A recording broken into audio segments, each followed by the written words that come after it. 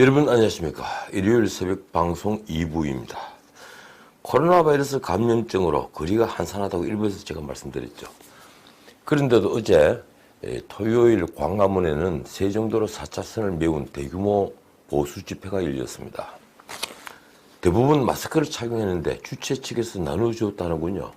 세계일보 인터넷판에는 초등학교 2학년 어린이가 연단에 올라서 눈길을 끌었다는 뉴스가 있었습니다. 목사인 아버지를 따라 광화문에 나왔다는데 이런 말을 했더군요.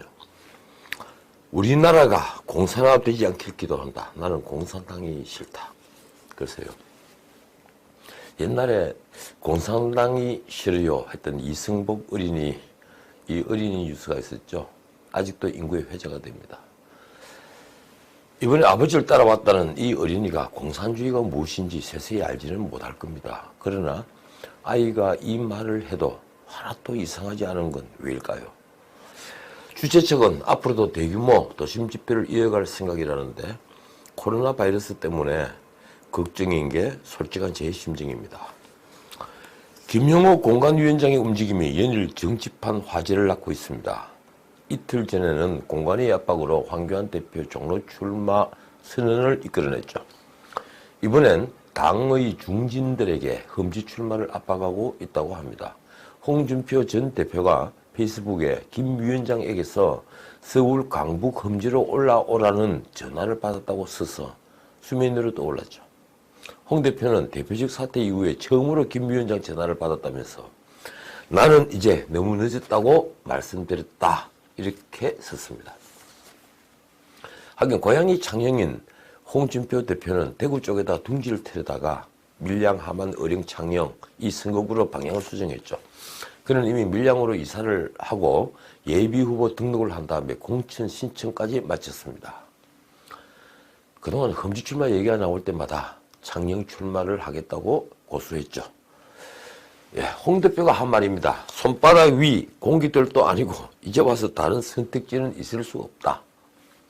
공천 탈락 시에 처음엔 페이스북에 불출마를 시사를 하다가 무소속 출마로 또 수정을 했습니다. 그는 심지어 이런 말도 했습니다. 황 대표가 종로 출마한 목적이 나를 효수하기 위함인가? 참 어이없는 당이다. 설마 황 대표가 홍준표 대표 목을 매달기 위해 종로 출마를 선택했겠습니까?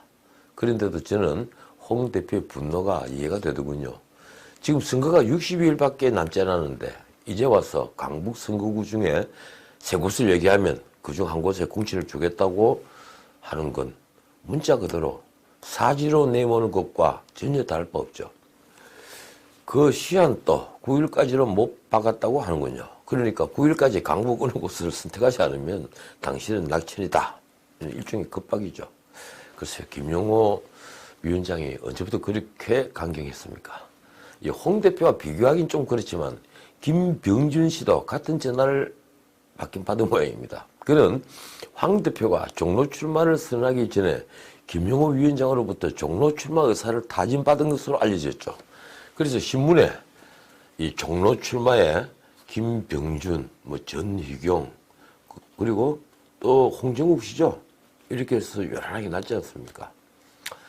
그러니까 이제 김병준 씨가 강북 어딘가를 선택을 하면 홍 대표 말 맞다나 정말 손바닥 위에 공깃돌이 되는 겁니다. 김 위원장이 김병준 씨를 당의 안방 같은 강남 3구에 공천할 리는 만무할 테니 말입니다.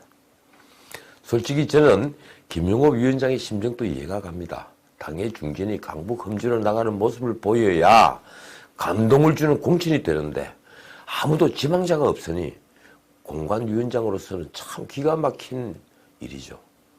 비단 중진뿐이 아닙니다. 공천 신청자가 600만 7명인데 그 중에 115명이 TK에 지원서를 냈더군요.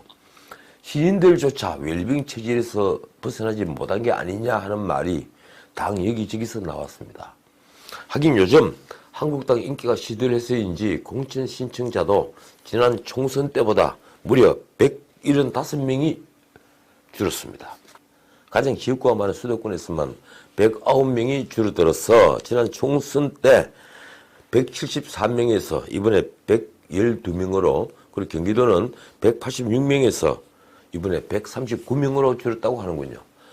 부산 경남도 149명에서 133명으로 줄었다고 하니 세상이 바뀌긴 바뀐 모양입니다. 문제는 TK 지역만 해도 불출마를 선언한 정종섭 의원 외에 현직들은 모두 공천을 신청했더군요. 자연히 공천 신청자 연령도 평균 55세가 거의 다 됩니다. 주로 전 의원, 청와대 비서관, 자치단체장 출신들로 말하자면 고관 대작들이죠. 자, 김용호 위원장과 공관위원들은 어떤 선택을 할까요? 자기 희생, 험지 출마로 선거를 이끌 사람은 종로에 출마하는 황교안 대표밖에 보이지 않습니다. 그나마도 한참 실기를 했죠. 이게 바로 한국당이 처한 딜레마입니다.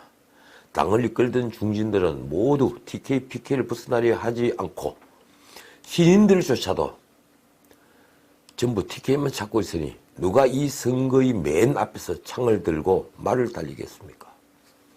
그래서 이 문제는 설득과 준비 과정에 시간이 필요했던 겁니다. 선거를 불과 2달 앞두고 험지에 출마하라며 낯선 곳에 공천을 한다면 누가 승복하겠습니까? 홍 대표 말처럼 목을 베는 효수와 무엇이 다른가요? 이 판에 불출마를 선언한 김무성 전 대표가 나섰습니다. 토요일 아침 조선일보 인터뷰에서 한 말입니다. 불출마 선언을 했지만 험지에 출마해서 떨어지는 게 통합된 신당에 도움이 되는 길이라고 하면 얼마든지 받아들이겠다. 개난을 맞더라도 호남에서 나라 망치고 있는 문재인 정권 심판을 외칠 각오가 되어 있다. 김무성 대표의 이 말이 왜 반가운지 아십니까? 이번 공천 신청에 호남은 불과 2사람밖에 없습니다.